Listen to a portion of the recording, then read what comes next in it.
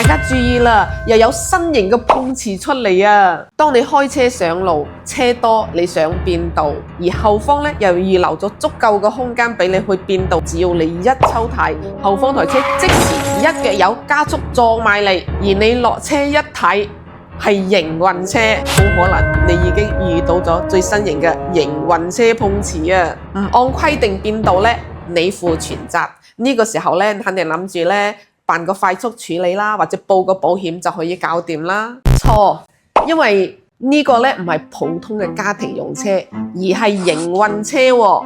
佢會開聲問你要停運損失費，而停運損失費咧，大部分個保險公司都係唔賠嘅喎，要自己揞荷包啊。通常佢開聲要嘅營運費咧，起碼都1000或者幾百起嘅啦。嗱，整車3-5日呢條數都襟計啦，係咪？我之前就有個客戶碰到咁嘅情況，因為怕麻煩，同佢私了咗，自己咧揞咗3500蚊。事後過嚟揾我嗰時陣，同我傾起呢件事，先知道原來係有咁大個坑喺度啊！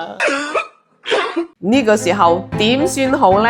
記住以下呢3招咯。第一，記得撥打12328，查下佢是否係合法嘅營運車，是否持有雙證。但凡少一個證，呢個停運損失費都係唔需要賠噶。第二，記住千祈唔好私了喎，記得報交警、報保險，等佢留有出境個記錄。通常如果係慣犯嘅話咧，佢好驚留有呢啲記錄嘅，因為一旦記錄多咗咧，佢就需要去公安報到噶啦。第三，一旦對方係持有雙證嘅營運車，佢開聲要嗰個停運費咧，都唔係佢開聲要幾多就幾多嘅喎。